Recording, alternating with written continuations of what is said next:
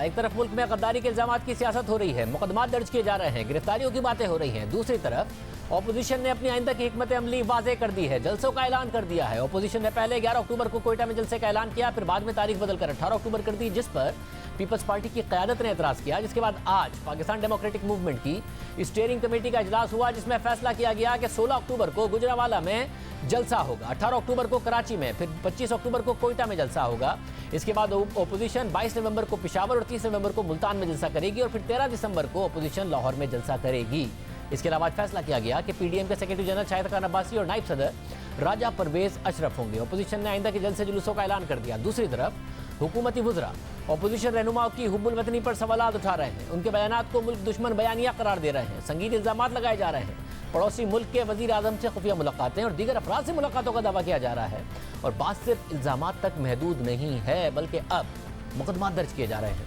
साबिक वजीर आजम नवाज शरीफ के खिलाफ मुजरिमाना साजिश, बगावत और लोगों को उकसाने की दफात के तहत मुकदमा दर्ज कर लिया गया, जबकि एफआईआर में मरियम नवाज, साबिक वजीर आजम Shahid Khan Abbasi, Hasan Iqbal, Sardar Ayaz Sadiq, lieutenant general retired Abdul Qayyum, Abdul Qadir Baloch और lieutenant general retired Salahuddin Tirmizi समेत 40 दीगर नून लीगी रहनुमाओं को नामजद किया गया है। लाहौर में एक शहरी बदर रशीद की मुद्दत में नवाज शरीफ और दीगर के खिलाफ ताज़ीरात पाकिस्तान की दफ़ा 120, 120 बी यानी मुजरिमाना साजिश, 121 और 121 ए यानी पाकिस्तान के खिलाफ जंग छेड़ने की साजिश, 123 ए यानी मुल्क की तश्कील की मजम्मत और इसके वक़ार को ख़त्म करने की हिमायत का इल्ज़ाम, 124 ए यानी बगावत, 153 ए यानी मुख्तलिफ गिरोहों के दरमियान दुश्मनी का फ़रोग़ और prevention of electronic crime act 2016 की दफ़ा 10 के तहत मुकदमा दर्ज किया गया है। एफआईआर के मुताबिक नवाज शरीफ ने अपने 20 सितंबर और 1 अक्टूबर 2020 के खिताबात दुश्मन मुल्क भारत की बयान करदा पॉलिसी की तायीद में किए, ताकि पाकिस्तान का नाम एफएटीएफ के आइंदा इजलास में ग्रे लिस्ट में ही रहे।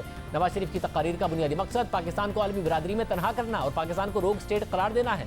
एफआईआर के मुताबिक नवाज शरीफ नैब कवानीन के तहत एक सजा याफ्ता मुजरिम है और नवाज शरीफ का मकसद मीडिया पर बराह रास्त पाकिस्तान के मुख्तलिफ इदारों के खिलाफ नफरत और इश्तियाल अंगेज तकारीर करना और अवाम बिलखुसूस अपने पार्टी अरकान को इदारों के खिलाफ बगावत पर उकसाना है, जबकि वो लंदन से बैठकर मीडिया के जरिए अवाम को खुले आम बगावत की तरगीब दे रहे हैं, ताकि अवाम एक मुंतखब जमहूरी हुकूमत के खिलाफ ऐलान बगावत करें, ताकि मुल्क में आगो खून का खेल खेला जा सके।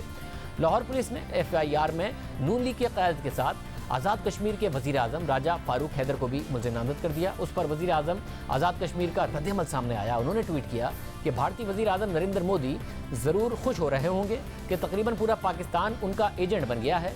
छोटे जहन रखने वाले मुतासिब अफराद का शुक्रिया, जिन्हें इस तरह नफरत पर मबनी सियासत के नताइज का बहुत कम अंदाज़ा है। एक भारत मुखालिफ कश्मीरी की हैसियत से मैं अपने मुस्तकबिल के हवाले से बहुत फिक्रमंद हूँ। इसी तरह नून लीग के रहनुमा हसन इकबाल ने रद्दअमल देते हुए कहा कि पहले मशरक़ी पाकिस्तान में गद्दार बनाए, फिर बलूचिस्तान, सिंध, खैबर पख्तूनख्वा और अब पंजाब में भी रियासत ने गद्दारी के मुकदमे बना डाले। दिलचस्प बात यह है कि ताज़ा वारदात में 3 रिटायर्ड फौजी जर्नैल भी गद्दार करार पाए। लगता है कि बात हिमाकतों से आगे बढ़ गई है। पूरा पाकिस्तान गद्दार, सिर्फ एक मुहिब्बे वतन। इस एफआईआर पर वफाकी वजीर फवाद चौधरी का रद्दअमल सामने आया। उन्होंने ट्वीट किया कि वजीर आजम को इस एफआईआर का कोई इल्म नहीं था। जब उनके इल्म में आया कि इस तरह की एक एफआईआर हुई है जिसमें नवाज शरीफ और दीगर लोगों को नामजद किया गया है, तो उन्होंने नापसंदीदगी का इजहार किया। हो सकता है कि किसी ने कार्रवाई डालने के लिए ऐसा किया हो, देखते हैं। अब से कुछ देर पहले वफाकी वजीर शेरी मज़ारी ने भी ट्वीट किया कि बगावत के इस मुकदमे के कॉलोनियल लॉस की एक आज़ाद जमहूरी रियासत में कोई जगह नहीं है। एक और एफआईआर गुजरांवाला में नून लीग के रहनुमा कैप्टन सफदर और दीगर नून लीगी रहनुमाओं के खिलाफ दर्ज की गई, जिसमें बगावत का इल्ज़ाम लगाया गया है, जिसमें आज कैप्टन सफदर ने ज़मानत कबल गिरफ्तारी ले ली। एक तरफ हुकूमत अपोजिशन के खिलाफ बयानियाँ बना रही है, इस हवाले से संगीन इल्ज़ामात लगा रही है। दूसरी तरफ अपोजिशन ने अपनी आइंदा की हिकमत अमली का ऐलान कर दिया है।